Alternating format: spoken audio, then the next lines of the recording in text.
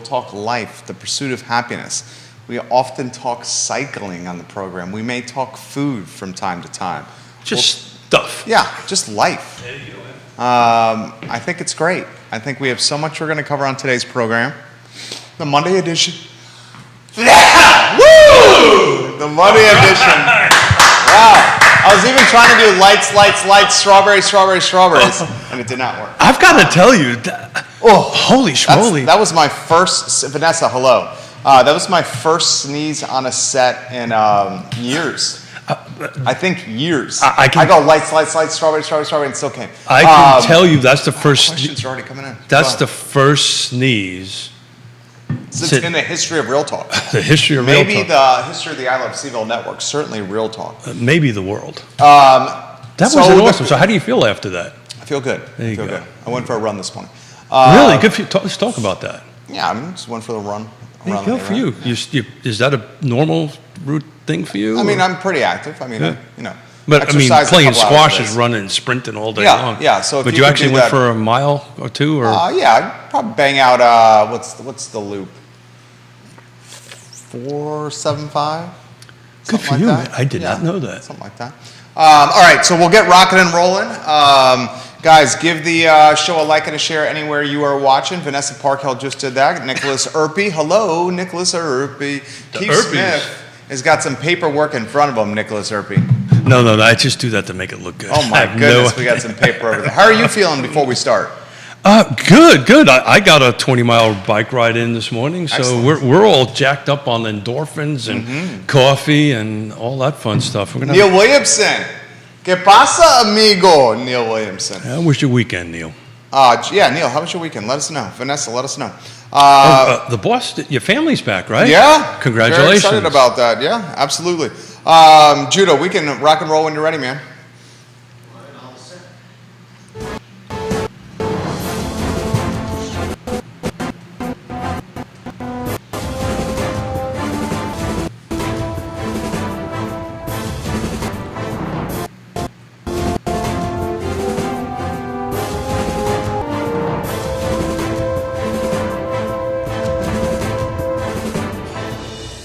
Guys, welcome to Real Talk with Keith Smith. My name is Jerry Miller. Good Monday morning to you. Thank you kindly for joining us. We have a Charlottesville, Central Virginia, Commonwealth, country, and worldwide audience at our disposal on a show presented today by Yes Realty Partners and Keller Williams Alliance. Find them online at yesrealtypartners.com. So much to cover on the Monday edition. My favorite day in news, a previous,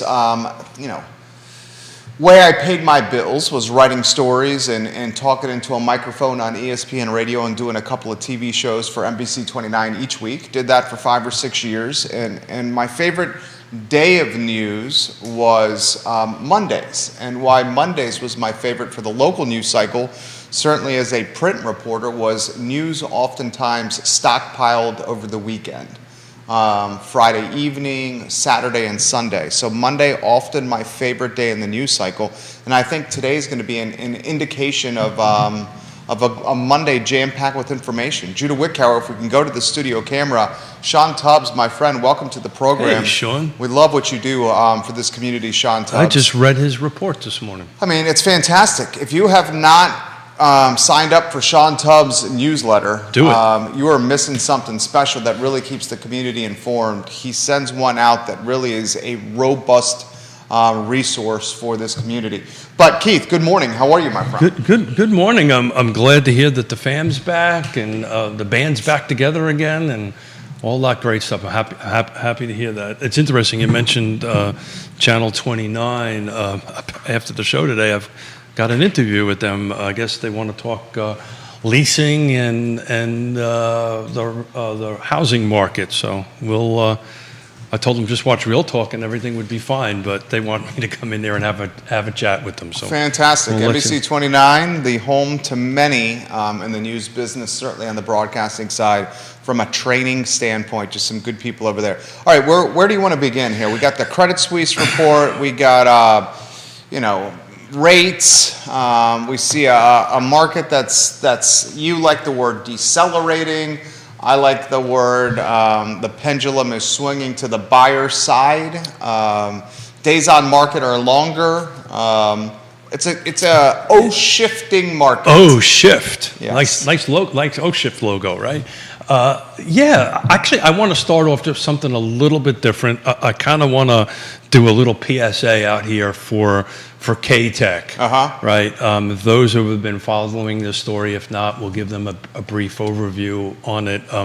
K-Tech is the vocational training center here in Charlottesville, the Charlottesville region, and unfortunately, they don't have an instructor for the trades class. Oh, no wonder we don't have trades in this community. We don't have instructors to teach the next generation of our trades. And it makes it worse. They have 60 individuals signed up to do it, and they don't have any instructors to do it.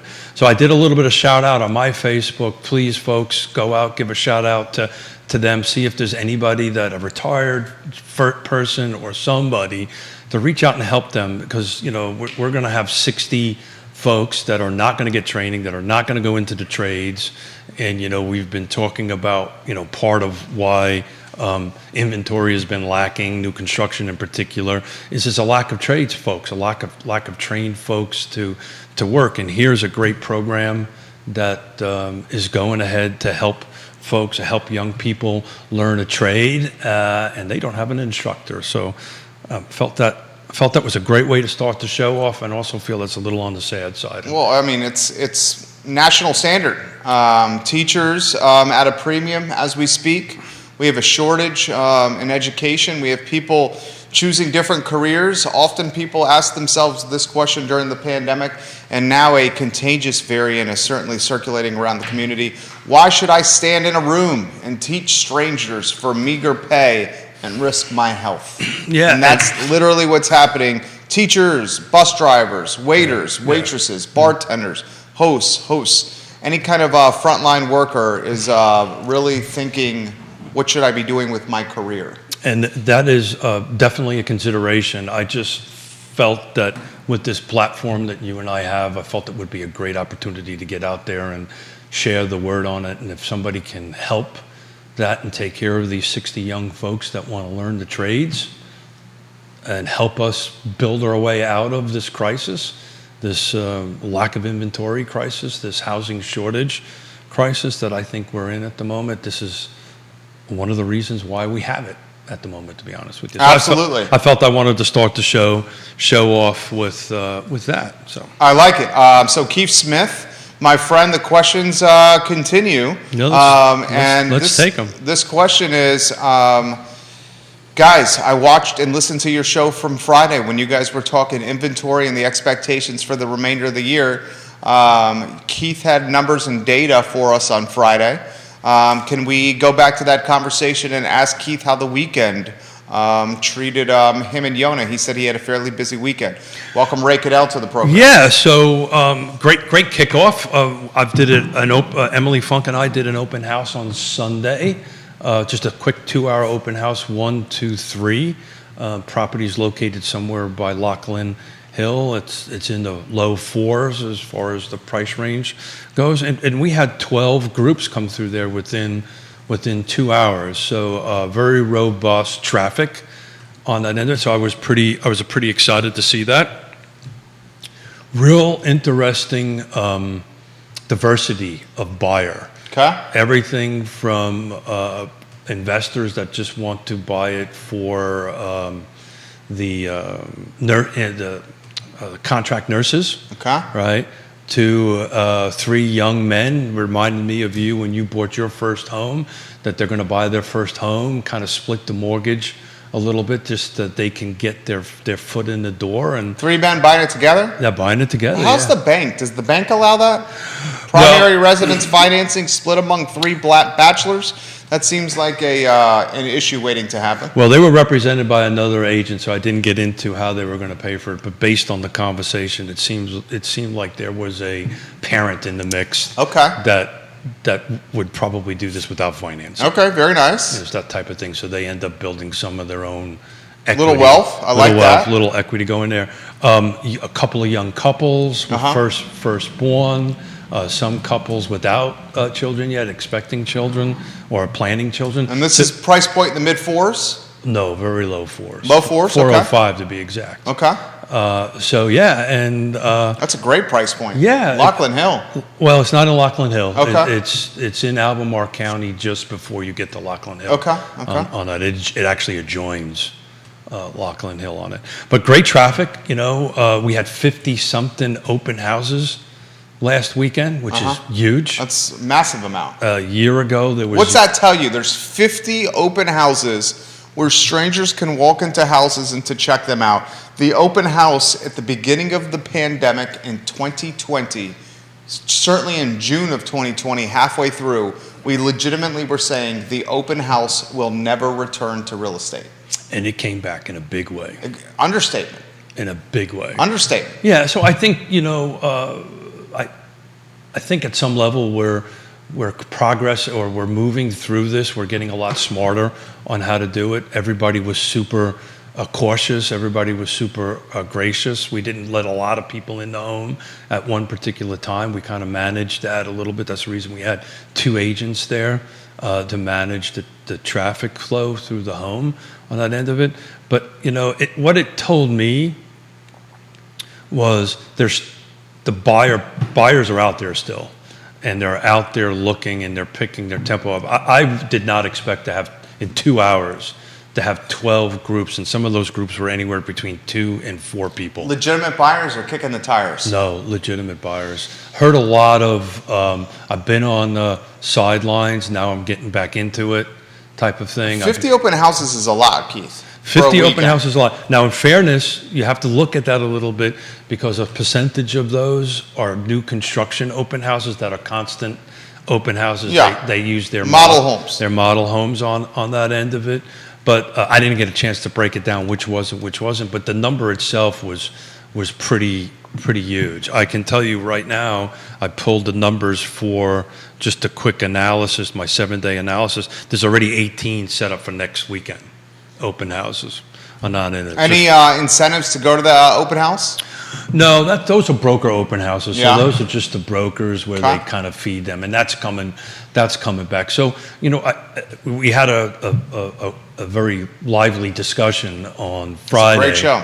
On Friday about where I think the market is going for the rest of the year, and this feels more, as far as the market goes, how it's performing, it feels more like 18 than it does any other the last couple of years on that end of it. So, it feels that way. 18, you had open houses. 18, you had... 2018. Thank you.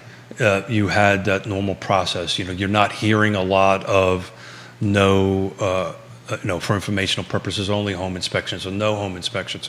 Very locally, market driven, locality driven. Some of those are definitely still in the marketplace. But as overall, you're starting to see a little bit less of that. Keith Smith, Yes Realty Partners, Real Talk with Keith Smith, guys. Visit us online at realtalkwithkeithsmith.com.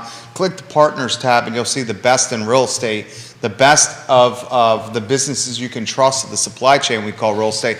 We were talking last week, and I got a lot of positive feedback from viewers and listeners on the show last week, because they found the debate lively, entertaining, engaging, and full of information.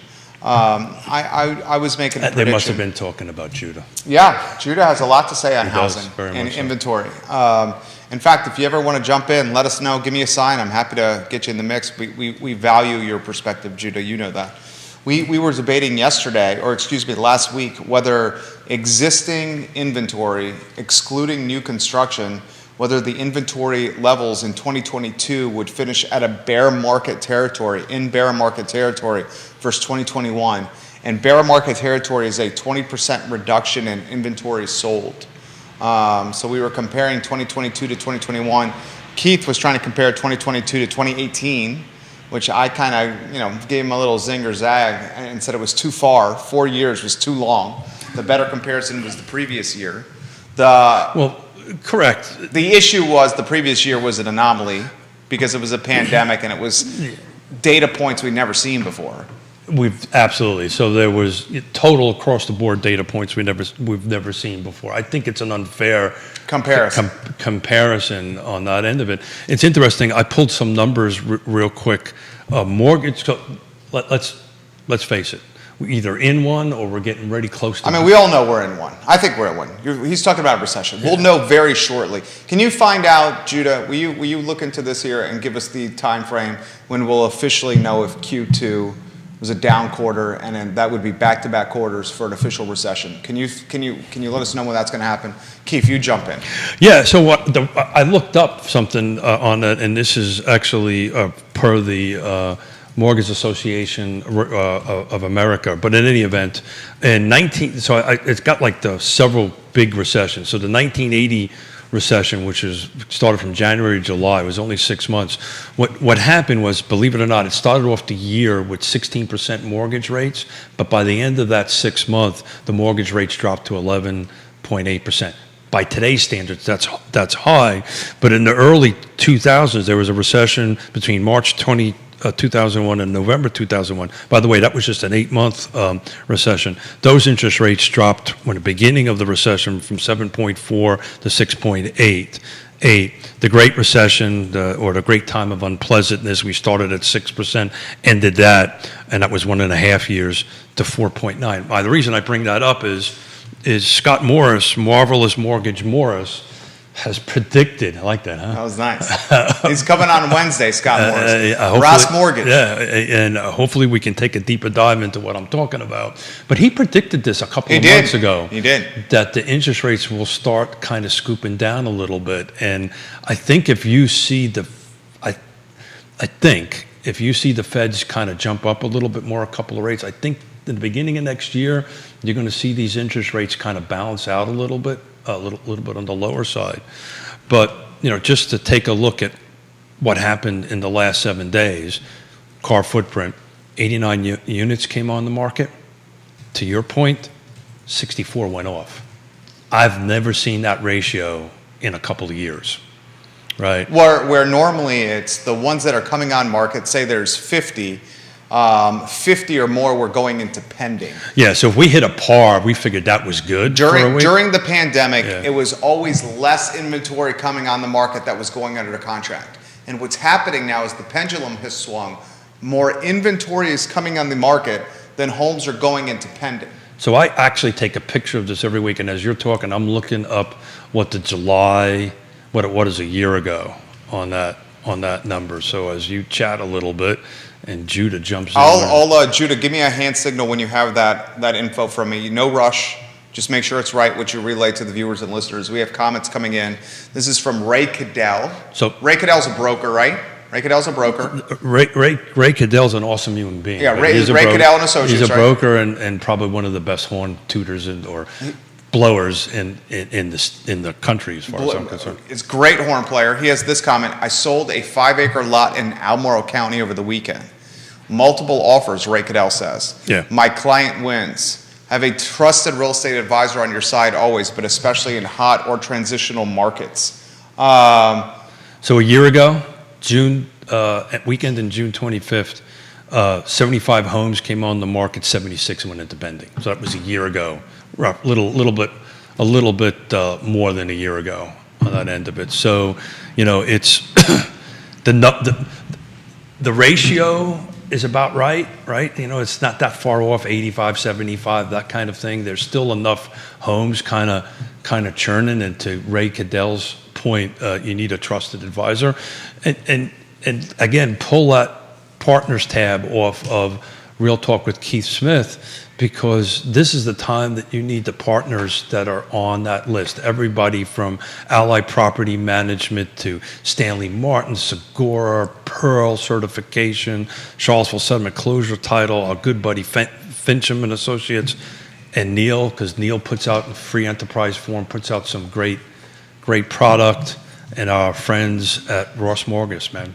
Free Enterprise Forum, guys. Neil Williamson does a hell of a job. Vanessa Parkhill in Earlysville has this comment. Yeah. VP, we love when you watch the program. Bill McChesney, VP, hello. that's it, I gotta write that down. My dad was a shop teacher. Later in his career, Yeah. he lobbied in D.C. for continued support of industrial arts education. He said computers in college are not for everyone, and we all need plumbers and electricians.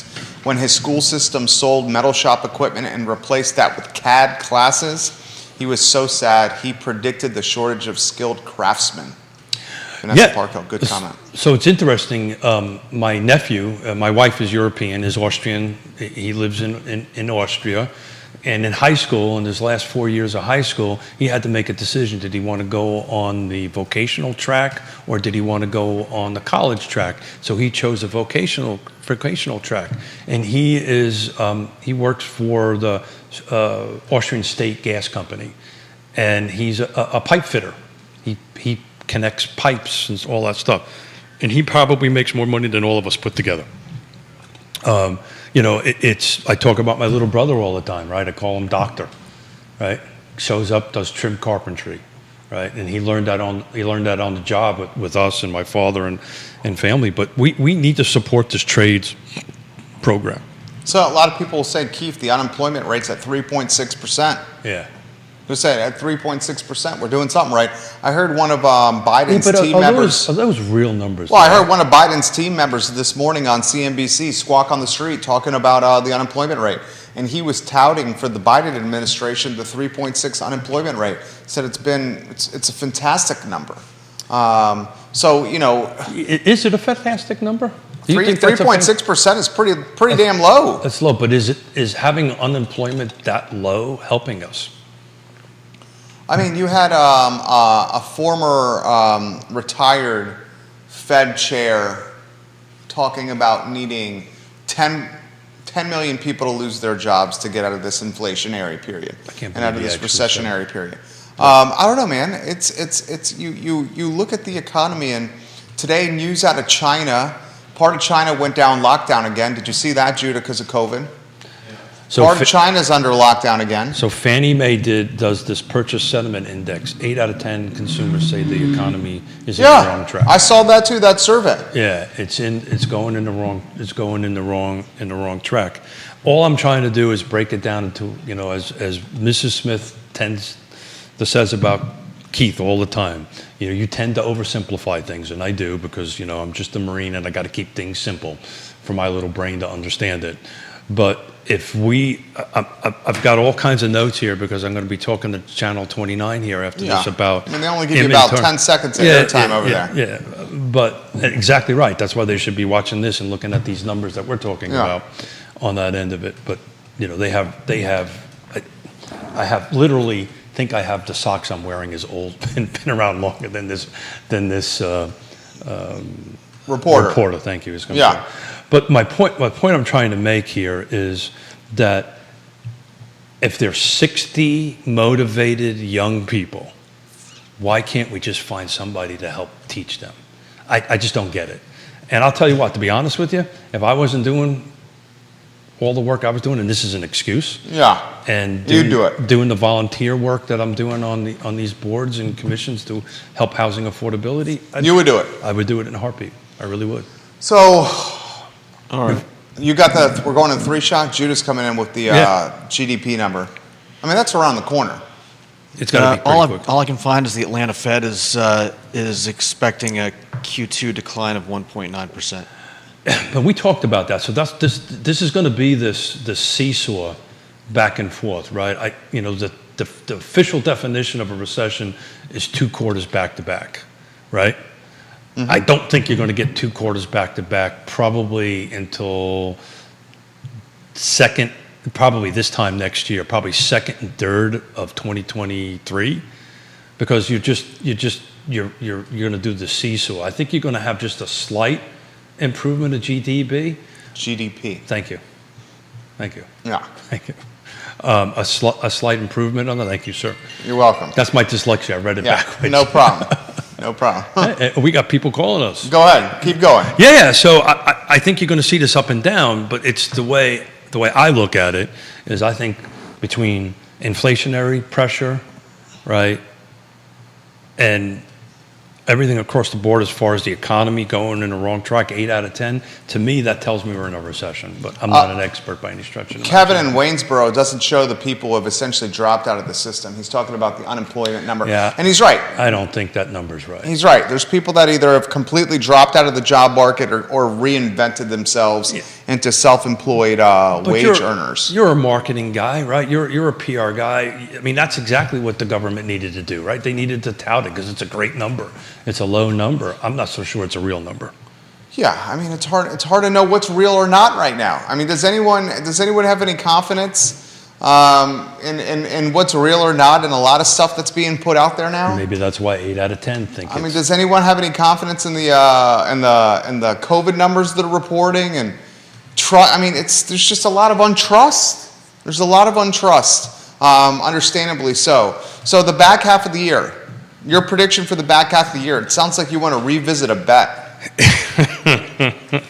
At least that's what you were saying before the show I want started. to revisit a bet, but shorten it, Okay? right? Because I honestly think that in the beginning of the fourth quarter of this year, I think you're going to start seeing interest rates balance out a little bit. Beginning of the fourth quarter. I think you're going to see that. I think you're going to see that the Fed is going to start putting its thumb, or the government for that matter, is going to start putting its thumb on the scale to try to help mortgage rates stabilize. We've seen that a little bit now. It's roughly 5.3 something. Depending on your credit, somewhere in the Depending mid on the fives. credit score, yeah. They're lowering the credit. That's what I mean by. I noticed that. That's why I mean by the Feds are going to start putting their thumbs on it. They're lowering the credit score requirements. I believe they're going to end up coming out with some product that's going to help the first-time home buyer on that end of it. But you offered a bet up for the end of the year. I wanted to kind of tweak it a little bit and go from July 1 to 9/30, full car footprint, so that No, let's do the whole year. I'll do the whole year. You do the whole year? Yeah. Okay. So just to put a number out there, so we got a number. Yeah. July 1, 2018 to 3. No. July 1, 2022 to December doing it. 31, I was doing it. 2022 I was just doing it versus back. July 1, 2021, December, no 2018. It's 2022 versus I 2022. thought I got to pick the year I wanted to pick. No. Oh, we might change this then. Yeah. You're taking, comparing it to next year. the year. bet was always last year. Oh, yeah. I said there's going to be a 20% reduction in inventory sold versus last year. I would never do 18. 18 wasn't a red hot year. Why would I utilize 18 as the bet barometer comparison? Yeah, well, yeah, It's versus last year. yeah, that's not going to happen. Last Yeah. year's we'll be closer to 18. Yeah, We'll hit- that's what I'm saying. we'll So hit it. here's the question I have for you. What happens in Central Virginia? This is a question for you too. Sure. If you want to go to a 3-shot. What will happen to Central Virginia, Charlottesville area, when we have 20% less real estate inventory sold at the end of this year versus last year? Because that's what's going to happen. So that's the reason I keep on going to 2018. It's just going to be 2018. What will happen? What do you mean? What will happen? What's going to People happen? will still buy houses. What's going to happen to the amount of agents in the game? What's going to happen to Well, closing? What's did- going to happen to appraisers? What's going to happen to inspectors? You have inspectors getting in the inspection game right now. You have folks, and we worked on launching a brand identity for one, did we not, Judah? Remember? We don't have Yeah. to mention who it is. Yeah, Going I through know. extensive training. The training process is extensive. In 2018, it wasn't the same, by the way. And interestingly, the competitors train the new to market It's a people. weird program, So isn't freaking weird. Yeah. Why does that happen that way? Why do the people that Because are there's an organization called DPOR, which regulates the licenses, and they say that's the way that's going to be. I mean, so basically what's happening for this company we help launch, there's a guy coming in the game that's going to be a home inspector, and he has to get trained by his current inspectors for a significant amount of hours or coursework. So the competitors They are have to- training the new to market people. They have to have so many inspections under their belt. But when he got into this game of being a home inspector, this was like, considering 6-8 months ago. Yeah, It's a completely different market. it is correct. That's So- a good example of what I'm talking about. Yeah, so If you have 20% less the inventory sold this year versus last year, that is going to have ramifications from an economic standpoint for this region. I'm still trying to follow. So, I don't mean to be flippant about it, but Not enough work for people? I mean, I wouldn't be flippant about it at all. so, but That's what's going to happen.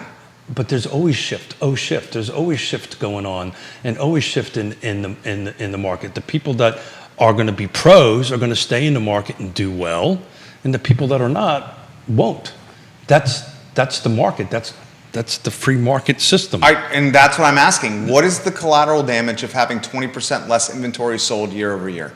What's the fallout? There is fallout to that. Yeah, so as far as the real estate agents go, there'll be some people getting out of the business, maybe not so many people getting into the business. It'll balance it out. The same thing with all the home inspectors, the appraisers. But our industry, Jerry, shifts all the time, constantly shifting back and forth, right? During the time of great unpleasantness, all these attorneys, right? Charlottesville Settlement, one of our sponsors, was one of them that did a great job at it. They ramped up their short sales and foreclosure department. Then all of a sudden that went away, right? So, it's constantly shifting. You have to constantly look forward in your business. I know that's what we're doing. Again, I've said this multiple times. I'm actually super excited. I know you are, and I respect that. I appreciate that. About going forward, because we've got the skill sets to go ahead and do that. The professional agents that out there that's got the skill sets are going to do great in this market. Here's a follow-up question for you. But let me hold on a second here. Sure. So the part of the problem is like Yona said, even a turkey can fly in a hurricane, right? So what's going to happen is you're going to have to bring your A game. You're going to have to be professional. You're going to have to be caring. You're going to have to be trustworthy. The people in the market that do that on a regular basis and have been doing it on a regular basis will be just as busy as they are now, well, they will be next year. The people that can't do the job well will not. Okay, follow-up question for you. And I agree with everything you're saying. I agree with everything you're saying. Is the right AC now. off in here? No, ACC's running very nice, about 70 degrees. About 70 degrees. Anytime you want to jump in, it's completely cool. Judah, if you don't want to jump in, that's completely cool too. I completely get it. So what do you think is going to happen? Let's throw the question back at you. I think I stand by the statement I said all last week. I think this year versus last year, you will have 20% less the inventory sold in the car footprint. Okay. I think heading into next year. Maybe that's the bet. Maybe the bet is if it's under or do the under and over on 20%. That I probably. I think that's the bet I was trying to do last year. Okay. Last Friday. That's exactly what I said. Yeah. I said if you take 2021 and compare it to 2022, you will have 20% less inventory sold. That's the definition of a bear market. 20% down. Yeah, correct. That's what I said. You got to be 20% or more. Right. 20% less inventory sold. So the over-under is 20%. If you want to take that bet, I'm happy to do that. I do think that bet is heavily set up in my favor. It is very much so. So the follow-up question, what I think is going to happen is this. This is what I think is going to happen. I think you're going to have the rest of the year, the inventory levels down 20%. I think going into next year, then you're going to start seeing things coming online like the data science school opening.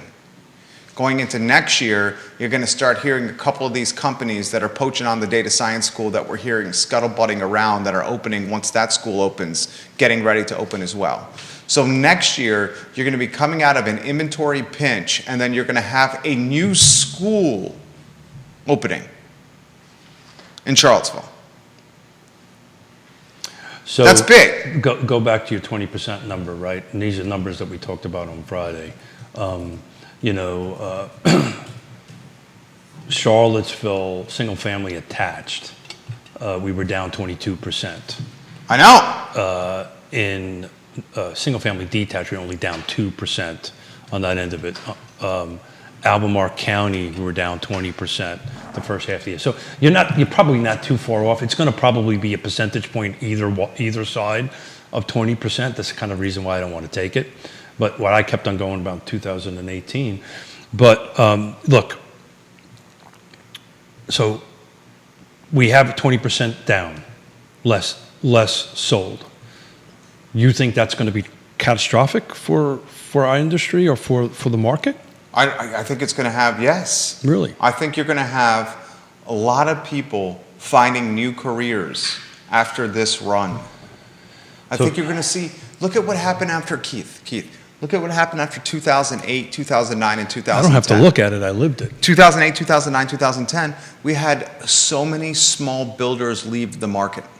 We had a ton of agents leave the market.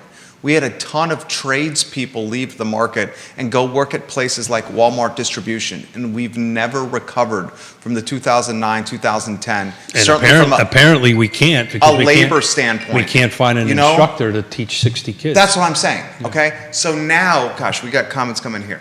I think after this year, when 20% less inventory is sold, you're going to have a lot of people going into next year saying, is this the career and business for me?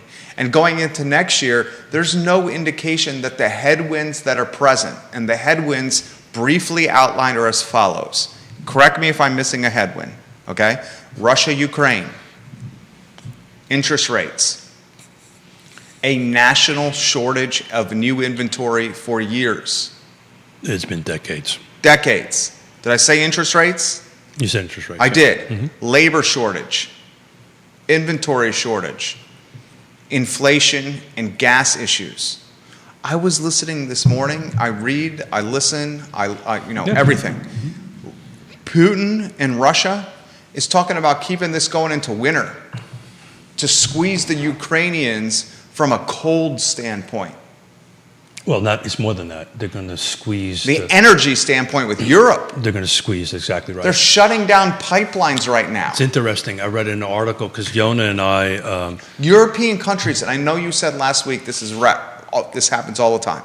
European countries are rationing energy at much greater clips right now because they're uncertain what how long this war is going to last. So it's interesting. And look, to quote Scott Marvelous Mortgage Morris, right? Marine Corps, shoot, move, and communicate, right? Adapt and overcome.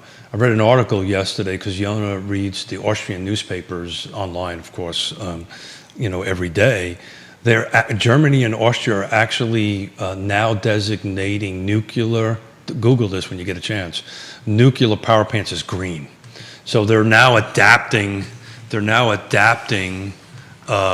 the reality that come wintertime, they're not going to be getting their natural gas from Russia or wherever they're getting it from. They're going to have to start creating their own. And I thought that is extremely odd that they would define nuclear power as a green thing. They're also improving their solar and their wind power. I tell this story all the time.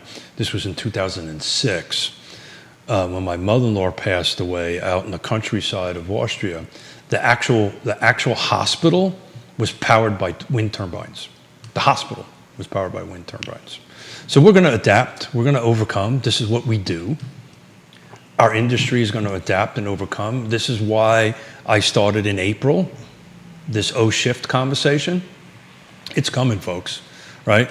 But that doesn't mean you have to be scared for it. Doesn't mean you have to panic. You don't have to mean you have to do anything. You just need to prepare for it. And you have to start increasing your skills as far as this side of the table goes, or anybody.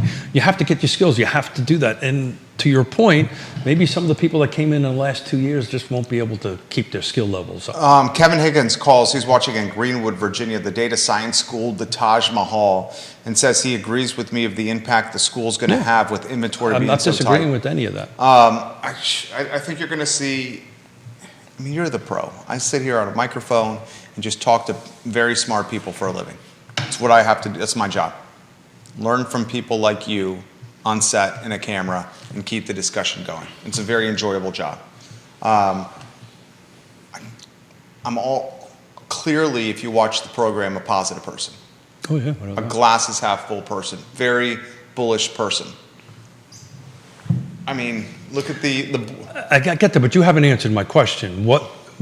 So if we, and that's the reason I'm using 2008. I think 2018. Excuse me. That's where our numbers are going to be. That's where our volume is going to be. That's where the amount of the homes. The difference between now and 2018 is the following: You're not going to let me finish. The inventory, the price points are completely different.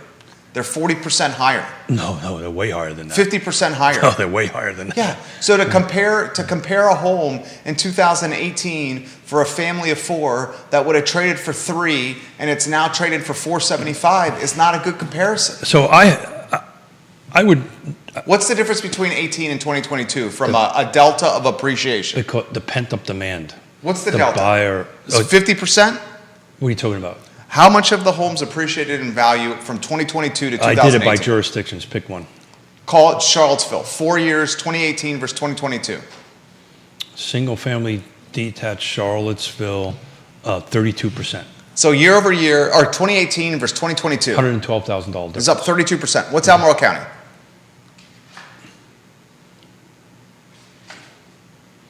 I didn't do the math, but it was 425 in 18 and 575 now. Single family detached. $150,000 increase. Yeah. That's why we can't compare those years. But They're not even but the price points. you know what? I would love you to do the next time we do an open house. I'd like you to come join us. Right? You want me to go to an open house? Yeah. why On the not? weekend? Yeah, sure. Because I got other things I got to do. Come on now. So, but it was interesting. There was 405, 1,500 square feet, 3 bedrooms, 2 bath, gorgeous yard, gorgeous home. Single family detached. Single family detached, gorgeous home, brand new roof, brand new HVAC system, well put together. We had at 5.30% mortgage, we had 12 groups of people come through with all different buyer profiles, right? And frankly, we'll move that home. Frankly, Oh, no doubt. Right? It's a great price. but my point is that it's interesting. Go back to these dates. Just to go back to the bet that I was trying to do, but I failed. The second half of 2018, the average DOMs were 38 days. Okay. Versus now, which is like 5 or 6 days. 5, Second 6, half of 7. 2022. No, we don't know yet because it's not finished yet. Okay. I was You talking said the first half. half. The Got first it. half, right? The first half, we're somewhere around, and it's interesting. I had somebody call me about this home that we just listed and go, "Have you sold it yet?" I said, "My God, I just listed it Saturday morning." Right? So the expectations are there. Expectations will change. Education will change. People will start adjusting a little bit. I don't know about the other realtors out there, but I'm starting to see sellers getting a little bit more realistic on price, right? They're actually listening to their professionals on that end of it. But this was a really neat cross-section of buyers. Again, everything from 3 guys trying to not rent anymore because rent is killing them. Yeah. To move into something, to a family with a brand new baby on that, and people wanting to do Airbnbs with them. It was Did you talk? Is it an association? No, HOA? No, it's no association. All right. Well, there you go. Well, they Airbnb. got to comply with the Albemarle County rules, Yeah. which of course half the year. most of the people did not know that. Yeah. So we did a little education there on the spot on that. Most of the people still don't know that you have to stay half the year in the house. I would tell you of the 6 people that wanted to do that, 4 did not know that, 2 did. 1 had no interest in short term. They have interest in a business model of contract nurses. Oh man, I'm going to throw this to you from Neil Williamson. This is another potential headwind. Are you ready for this headwind? 50% of Albemarle County's population does not work, i.e., retired baby boomers. Yeah. Half of Albemarle County, according to datausa.io. The link is in Neil Williamson, the president of the Free Enterprise Forum. Neil, you made the show better again. So follow up to that is, and it's something that we That's don't another headwind. You know why that's a headwind? Well, let me finish, please. So the reason there's a part of that is that we need to figure out what the buyer profile is for what currently going on, and I can't pull that off a car or Paragon. I have to actually go in and start looking at the actual GIS data to see who it is. But it'd be interesting on who is the buyer. To Neil's point, I bet you a lot of the buyers coming in here are on the boomer end, not the younger end. 100%. Yeah. Because it's expensive. Well, you know. It's not on the younger end in Albemarle County, it's in the wealthy end. Yeah, but it's interesting. Again, If half of Albemarle County is retired and not working, that would be an indication that they're not going to look to sell their homes. So 50% of so it's interesting. Half of the 12 groups that went through on Sunday were millennials. The other half were boomers, which has been the comment I've been making for years. Those are the two buyer profiles right now. And these are millennials that, you know, when you start talking, one reason I love doing open houses, and most people. You like talking to people. I love people, I love talking to people, Yeah. and you start engaging with them and what their needs are, and you start asking very, you know, W questions, right? Where, what, when, and why, that kind of thing on that end of it. All are going to finance. All the millennials had a substantial amount of cash they saved up over the last couple of years. All of them were professionals, from nurses to teachers on that end of it. A police officer was one of them on that end of it. So they've saved up some cash, and they're putting more money down now than they would have last year. But they're still in the game. They're still buying. They still understand the value of acquiring now and building equity and wealth. Let's give a shout out to Interstate Service Company, Yeah. ISC, a home's best friend. Interstate Service Company, a proud partner of this show. And that's important to talk about right now, because this shift, right? And this market that's coming up, right? I don't disagree with you. 20% off. It's just you've got to bring your skills to the table. So I'm sitting down talking to you. A 20% lack of inventory is a headwind for real estate, but it's a tailwind for remodeling, like Interstate Service That's exactly where I was going with this. So we have a couple of listings coming up, and we've given them the ISC number to call them, because there's a little bit of work that they have to do, right? This time last year, 6 months last year, the beginning of this year, You could sell anything. if it had a pulse, it sold, Yeah. right? On this end of it. Now, it's important to do that. This particular home that we listed over had Emily Funk come in and do a Staging analysis. correct, right? And decluttering, and it made a difference. I think a year ago, people really didn't care. So you've got to have these skills. You've got to have these trusted advisors. You've got to bring in Pearl, right? Woody Fincham did a thing. You bring in Pearl, you get a Pearl certification for several $100, $300, $400, $500, whatever it is. You're going to bump 5% on the end of it. This home that we put on the market, the analysis was about a little bit less than 405, but he put, the day before we listed it, a brand new high efficiency SEER unit, HVAC unit in it, and not a single person batted an eye about the price. Jennifer, watching the program, she said, I watch your show regularly. She said, Keith mentioned all the time that you're looking for listings as an agent. Now are the agents looking for buyers as the market has shifted? That's a great question. Look, the name of the game, and you should tag Michael Guthrie, because he taught me this. I fought him a little bit on it, but he's 100% right. Listings are always the name of the game. You got to have something to sell, right? So if you're focusing on buyers and you're not focusing on listings, what are you going to sell, right? On that end of it, it goes back to this inventory question. But great point that you just say that, because I can tell you internally, in the beginning of this year, we are now focusing on improving buyer agent skills. That's what we're doing in our little team, KWA, Yes Realty Partners. We're working on building the skills and the professionalism you need from a buyer's perspective. You also have to do it from the seller end of it. We just had this conversation about ISC, right? Again, if you don't know what you're looking at, and you don't know how to advise your client on how to do that, the market's going to tell you. The buyers are super smart. They're going to tell you, well, hold it. So on this unit, I told him, I said, look, you need to get a new HVAC. It's 20 years old. You need to do this. And he said, okay. And he spent the money to do that. The seller spent the money to do that. And if a month ago, 6 months ago, that wouldn't really mattered. Now it matters because the buyer's going to walk in there, and first thing they're going to look at is, hold it, this is a 20-year unit. Next month, I'm going to have to spend $8,000-$10,000 to do it, right? Then all of a sudden it impacts value at that point. So we got in front of it. So this is where the skills matter. This is where the communication with the seller and the buyers matter. Is my coffee kicking in? Your coffee's doing well. I tagged Michael Guthrie. Thank you. Per your Thank request. you, Michael Guthrie, he gave some great advice. let us know if you want to jump in with perspective or thoughts, Michael Guthrie. Yeah, we love when you do. he taught me listings matter. I fought him a little bit in the beginning of it because that's who I am. I fight all the time. But he's right. Listings do matter. It's true.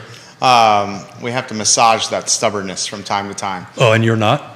I mean, I wouldn't say as stubborn as you are. I would say that is one of your strengths. Mrs. Smith and my children. They would definitely agree. They would disagree with my strengths, and they would agree I'm stubborn. Well, I was being nice. I was trying to be nice there. Well, you know the name of my bike, right? What is the name? It's a Scott, you said. It's a Scott, but the line of it's called the Addict. The Addict? Addict 20, 15, 30. Oh, nice. Yeah. Are you enjoying it? I'm loving it, man. Yeah? I got to tell you. Every day? I got to tell you, everybody that, from Jim Duncan to Quentin Beckham, said, when you make the jump up from where I was at to where I am now, and it's substantial cost difference. Why? What's the difference? Not price, but performance. Yeah, that's what I'm asking. My other bike, I couldn't get a 12 to 20 mile ride in any more than 12 miles per hour. Now I'm doing 15. It makes a difference, the speed, but it's also, it's like 18 pounds versus 40 pounds. Oh, it's a huge difference. Oh, and it's and the folks at Blue Wheel were great. Did you sell the old bike? Of course not. Are the bikes back in stock? Did you ask them that question? No. So that's interesting. So I'm actually working on bringing them on the show because their inventory mirrors our inventory. Right. Like cars, like houses, like bikes. Yeah. Well, I will tell you because How long did you wait for the bike after ordering? Yeah. So it's funny. I hit a certain age. When I was your age, you overthought everything, so you just went in and bought it on the spot. We spent too much That's time. what you did with this bike, is you bought it When on I the was spot. your age, I would do things very quickly. Now I spend way too much time making a decision. The bike I wanted was gone. Ooh. What's the turnaround time? The next bike that was there, I bought because it was a little bit more money. It was there, it was on the spot, and I bought it. And I made the right choice at the end of the day. Similar to a house, right? I made the right choice. I spent a little bit more money than I wanted to spend, than Mrs. Smith wanted me to spend on it. But I'll tell you what, I mean, I'm loving my rides. Every day? Every day, loving them. Good for you. Keith Smith staying healthy with some exercise on a bicycle. We've got to do this show for another 25 years. I got to stay. You got to do it longer than that. You got to do it longer than that, Keith Smith. You're an expert and very talented broadcaster here. Well, thank you for saying that. That's kind. Here's a couple comments that have come in here. And that this gentleman who watches the show, Mr. Yancey, believes this is 2008, 2009 all over again. Yeah, he said this, just like 2008. Let me get this out here. I know you're going to we know why you don't think it's like 2008. No, that's not what I was going to say. What I was going to say, that's why I love doing this show. Right? There's people of different opinions. It's beautiful. We have a conversation. That's why this conversation I'm going to have with the reporter is going to be 10 seconds long. Nobody's going to really care about what I have to say there. But here, I was telling you the other day, Ned Galloway, right? Car lots. From when he was on the show, he has people walk in from our show and goes in, hey, I saw you on the show and bought a car. That's impactful. Go ahead, I'm sorry. So this is from Mr. Yancey. Just like in 2008 to 2010, everybody that got into real estate, see how many are still going to be in it in 6 months from now. He says, why stay in a game where big money builders can bankrupt you by going bankrupt and being back in the market in 30 days? So the comparisons continue to 8, 9, and 10. Yeah, and I got it. And I understand why somebody would think that way. But there's so many... There are factors why it's not the same. So your argument... I agree with you. It's not the same as 8, 9, and 10. But I get it. So we're having a debate about next year and 20% off and how it's going to impact the industry. The difference with this is I'm doing this bet based on inventory levels and not values of homes. Yeah. I think we have a bear market based on inventory levels and not values of homes. This has nothing to do with the values But of your house they is go hand dropping. to hand, Jerry. Not So- necessarily. Not Not necessarily. Less inventory does not mean lower in price. So to Kevin's point, right? You that was an implosion. That was a balloon. That popped. Judah came over with a pin and popped it. Right. If we have 20% less homes sold this year versus last year, it's going to make prices soar. I think they're soaring already. That's my point. But the reality of it is back in '08, both happened. Inventory shot up, prices dropped. Yeah. Right. So that, but you know, and Scott will fill us in more on Wednesday on this. And on Friday, I've got Quentin Beckham and Yona coming in. And Nice. We're going to do a lessons from the legends, and we're actually going to talk about a little bit, you know, why this isn't 2008. So Kevin, thanks for the primer for Friday on that. And actually what we're going to do a little bit different on Wednesday, we're going to shoot out a couple of questions so we can go ahead and ask the legends a few questions. And then he's constantly asking me. We're going to bring some other folks in on that. But I do want to take a quick look at numbers. I didn't do the math on it, on that end of it. But let's go and look at Albemarle County single-family detached and look at 20, right?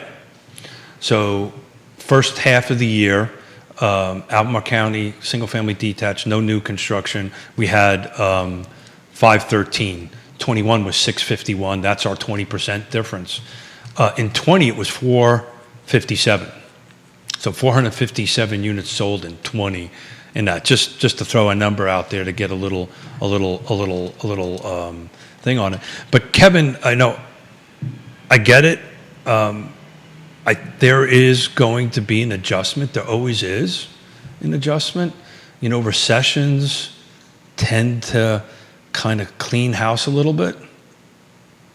I don't wish anybody to lose anything ever. And that's from somebody who lost everything. What do you make of the comment that I said to Jim Duncan, who very quickly shot down whether Charlottesville is insulated from the recession? And Kevin says, I hear the hissing in the balloon again. Kevin Yancey Well, might be more bearish than Judah over there. He says he hears the hissing of the balloon again. But Kevin is right. It is a hiss. I respect your comments, Kevin. It's not a pop. It's a hiss. He's spot on. It's going to be an adjustment, but it's not going to be a pop. We've got way too much equity. I don't see the prices dropping. You know, when I bought my condo, the condo I talk about on the show all the time. Housing affordability, and you said this to me, and because I'm stubborn, and I'm going to keep on doing it, I believe in it, I'm going to still do it. But housing affordability in this area, highest cost of living in the state of Virginia, been that way for decades and decades and decades on that end of it. It's a thing. It's a thing. I'm going to talk about rentals. Why, to Neil's point, why don't we have enough housing affordability out there? There's not enough product. There's no missing middle, right? There's two sides of it. There's not enough product for folks to buy. You're starting to see this in Kevin's neck of the woods too. In Waynesboro. It's becoming an issue there too. It's becoming costly. So I don't see, and the experts agree, that the prices aren't going to drop. So what's interesting about inventory is experts, going to get scarce. didn't experts say we weren't going to be over 4% mortgage rates this year? Now we're 5.5%. So you got to take that with a little bit of grain of salt. I think they said the mortgage rate was going to go up to combat inflation. The rates were going to increase. No, if you look at the end of 2021, all the experts, because I've got the charts from it. But the inflation didn't start taking off till the end of Q1. The point I'm making is experts are... Yeah, they're talking heads, right. Well... Yeah, exactly, sure. And no one truly has a crystal ball. No, well, we do. Actually, we do. We do, physically, but does the crystal ball actually work? Yeah. So here's the statement I'm going to make, and it's just a straightforward, common sense statement. It sounds like Keith agrees with me that we're going to have 20% less, roughly, the Yeah, I inventory don't sold disagree this with year. that. I don't disagree. That's the reason I won't take the bet. So Keith agrees with me. In The 2022, impact is what we disagree. we're going to have 20% less inventory sold in 2022 versus 2021. So we know that there's going to be less sold inventory this year. Or the prediction, which let's cut through the chase, we're halfway through the year, so we have some pretty good data to justify this statement with. What's it year over year? What are we down? Charlottesville, Albemarle County? So I'm going to talk the page that's open because I Yeah. want to make sure I quote it right. So Albemarle County sold single-family detached, no new construction. We're 138 units short. Okay. Versus that, which is right at 20%. Which is- little more, a little less. Which is a lot. Yeah, correct. So if we have 20% less the inventory sold, what do we think is going to happen from a price point standpoint?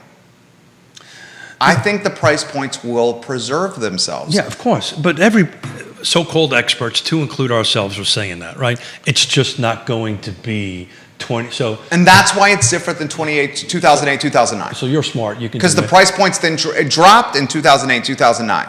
We're saying they're not going to drop Agreed, this year. agreed. And if in fact they may go up. Well, they will go up. So Yeah, that's the key difference, Cav. So the normal appreciation, and you know, because I've talked about this. 3 to 5%.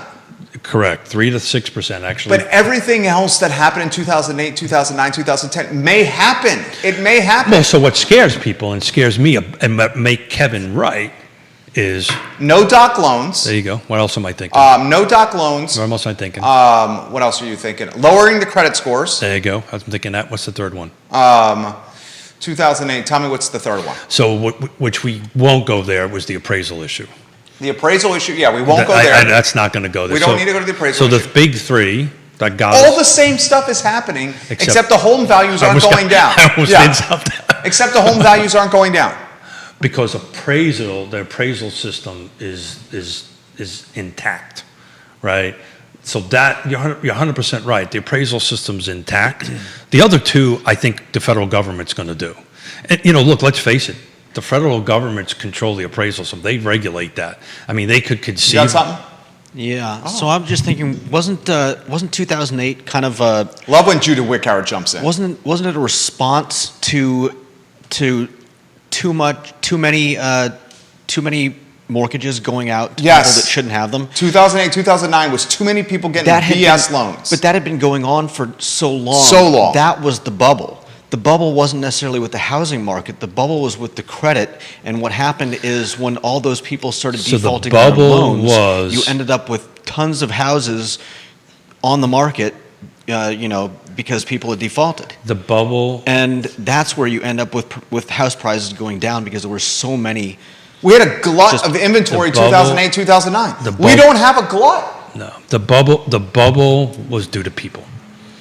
At the end of the day, people got greedy. They got greedy. People didn't care. I tell this story all the time on how this worked at this point. There was a cookie jar, right?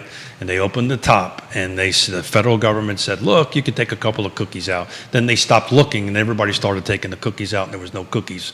There's cookies left. Then they shut the top and said, nobody's getting any cookies. And that's what happened, pretty much if you take a look at how hard it was to get a loan right after the time of great unpleasantness in 2010. And was brutal. You couldn't get one. Yeah. You were the good Lord himself, you couldn't get a loan. Right. You couldn't get a loan. So what they'll do, because the government does this, right, they're going to start loosening stuff up a little bit. And then we as professionals need to kind of call them on this, right? Because, look, 2004, Judah, Yeah, anyone was getting loans. Anyone was there getting loans. was dead people that were getting loans. Not only was anyone getting loans, but everyone was able to do HELOCs, home equity line of credits. Everyone was able to be a freaking investor in 2005, 6, 7, 8. And you could go and buy properties even if you weren't living in them. And what they did is they took their revenue out of that and they bought a new boat, they Yeah. bought a new car, they went on a world trip. That's thing. not happening now. That is not happening. That is not. That's why we're in agreement that that's not going to happen again. where we're in But Kevin is right. It's a sizzle. So somebody is open.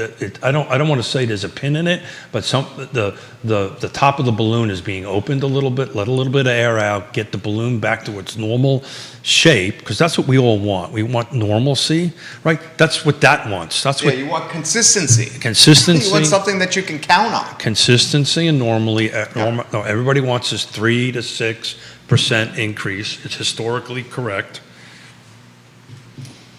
Yeah. He says, bet 80% of the mortgage companies in business during 2005 and 2010 are now out of business. I mean, there's a lot that closed. So Kev. it's interesting. You take a look at some of these online mortgage companies, they're laying people off. Of course they are. Everyone's laying people off. So who was the one that mentioned a trusted? It was Ray Cadell. Yeah. That's why you need a trusted advisor. That's why you need all the people that are on these partners lists that we have on our website, because these are trusted advisors from Ross Mortgage all the way down the line to help you navigate this process and get through it. Well, that's why I'm so excited about the market. All of them at realtalkwithkeithsmith.com. We should characterize of how vulnerable these markets are. We went from an incredible bull market to a bear market on Wall Street. We went from We're not quite there yet, but we're getting close. ridiculous inflation. We went from an incredible seller's market, one that maybe had never been seen in American history, to a pendulum that is now a buyer's market. It's swung to a buyer's market side. We went from a labor shortage market almost overnight. Supply, I mean, Q1, we were sitting on the table, first part of Q1, we were sitting on the table giving high fives. Except for us. We predicted the inflation. I think we did too. We predicted the Yeah. inflation. I know internally we did that. This is changing, right? It's shifting. It's the reason why we've titled it what we're titling it, and it's the reason why on Friday we're going to have lessons from the legends, because we've got to start brush. That's the reason. As far as numbers go, I get it, but the reason I'm starting looking at 18 and 19, because the skills you needed to do business then in our world is what you need now to get through this. That's the reason I keep on rallying back to 18. It's the skill sets, it's the professionalism on that end of it. But you just made me think of a question from Friday that I wrote down about, when was the last time anybody seen a seller's market like the one we're either in the process of coming out, because it still is a seller's market, Jerry, right? The evidence of that is, I'm telling you, What, the evidence. DOMs? The DOM No, current? the evidence of that is what happened on Sunday. It's certain price points, maybe not a Did you seller's. get an offer on that house? I can't talk about talk that. about it. I Okay. can't talk about that. Is it still active? It's still active. Is it pending? Well, if it was pending, then it wouldn't be still active. So Okay, it's still got it. active. Still But active. I can't. We're in the middle. No, I understand. I can't talk. Totally get it. And I respect that. Yeah, I can't. And you do a great, I want to emphasize this, you do a phenomenal job of navigating that dance. Yeah, this is a. You know what, my man? Yeah, I know what you meant. Yeah. Okay. Thank you. The leadership of everybody here at the table and all our partners and all that stuff helped me through this. But that's hard for me to navigate, as you know. You navigate it well. Yeah. You navigate it extremely well, Keith. Thank you. And that's something that you've always done on this show. So it's so emotionally, Yeah. right? The pendulum is changing, right? From sellers are doing that. Where the skill set that an agent needs to have right now to go in there, you have to, like this particular client, we helped them buy the house, so there was a relationship established. I helped them do that, so there was trust, right? He knew I was a professional. He knew I was a professional. 1987, baby. That's when you started. 1987. He trusted me, right? And he knew I cared on that end of it. And, there was things he needed to do, and he said, okay, to do it. And he started off, frankly, well, this is a seller's market. I said, no. We're shifting, right? We're shifting on that end of it. If you don't do these things, when we get a contract, it's going to be an issue at home inspection. So let's do this now. Let's get it done. Let's get it fixed. We can then tout it when we sell it to the buyer's agent and say, look, these things have all been improved on that end of it. There is our value established on the end of it. But that's what happens. You're going to have to brush those skill sets off. This is a good one from a follow-up for Jennifer. 2 good questions from you, Jennifer. Let us know where you're watching. You're about to earn a moniker. Can he give us some insight into new construction starts? Wow, great question. Maybe yes, maybe no yes, because I don't have it on any of these. We can do it Wednesday. We can do it Wednesday. Yeah, so Wednesday show at 10:15. Yeah, let's. We can do that, Jennifer. Yeah, I'll make a note on that. I wouldn't say there's many of them. I would go back. Would you say there's many of them? No, we're declining, not increasing. Declining, right. And it's specific product types are declining and specific product types are increasing. I would suggest to go back to the show with Jim Duncan and. Was that last Monday? I can't remember. No, that was a couple. I can't remember. That's on realtalkwithkeithsmith.com. Yeah, go back to the conversation with Greg Slater and Jim Duncan. I think we tackled that a little bit, but I'll crunch numbers for Wednesday's show about new construction. Why is the new construction number declining, do you think? Well, I think product type matters. What does that mean? So I think what's happening here is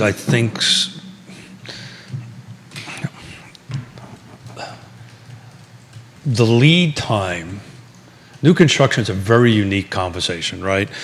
The lead time to generate a lot in a home is years, many, many years, well over 5 years to do that. So the problem is, or the struggle is, some of the product that is there today, meaning townhomes, right, started 5, 6, 8. There's one project that I know of that started 10 years ago. They made their decision of their product type 10 years ago. Does that make sense? Mm-hmm. So now you're chasing a market. You're trying to figure out what the market is now. And I think, frankly, some of the upper end townhomes, unless they're in a very specific location, are a little soft. But I don't want to. Does that include? Oh, you don't want to go specifics? Yeah, I got to do numbers first, so I have to do that for Wednesday. I don't want to.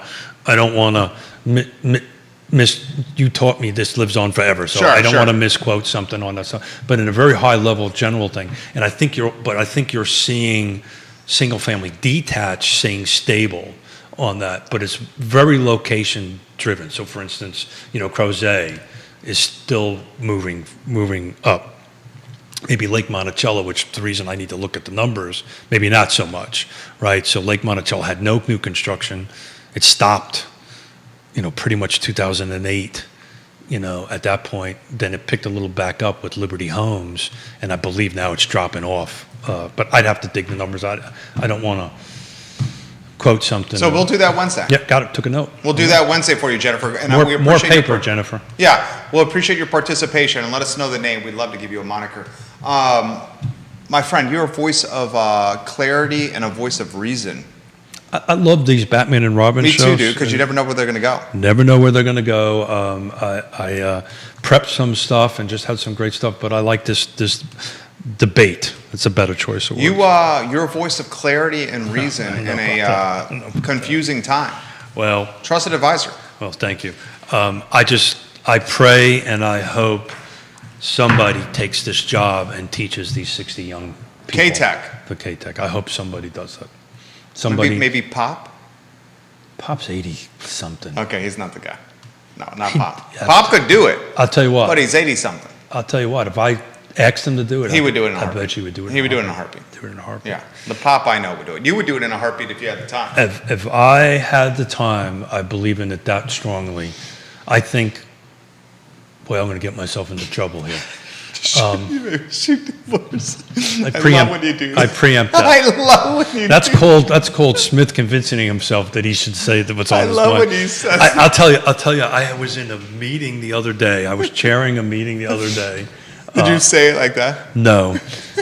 I said something, and the person that I was with leaned over to me, and he said, actually it was a she said, "That's the first time you've heard that too." And I went, "You know what? You're right. That's the first time I heard that."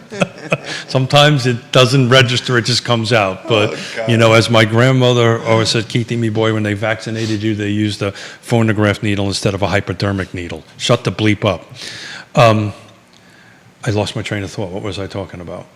Bring me back there, Jerry. You were wrapping up the show and how Pop and Keith would help with this class anytime at K-Tech. Always. Yeah, so I just think we need to Oh, figure out a way to do that. No we really doubt. Do. We really do. Yeah. No doubt. So the interview today at 12, What time?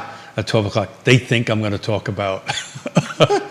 the reporter's like, I'm going to come by for a 5 minutes, catch a 10-second soundbite. They don't realize Keith is going to keep them there for about an hour.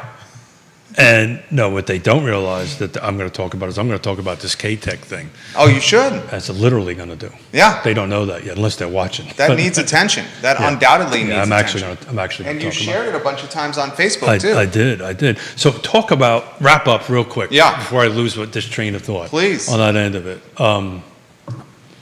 People ask me why I do this all the time, and Yeah. people ask me, Facebook and social media and yada yada yada. They're pretty much down on it. I was telling Judah about this before. Who is down on social media? Oh, a lot of people do. A lot of people don't like social media.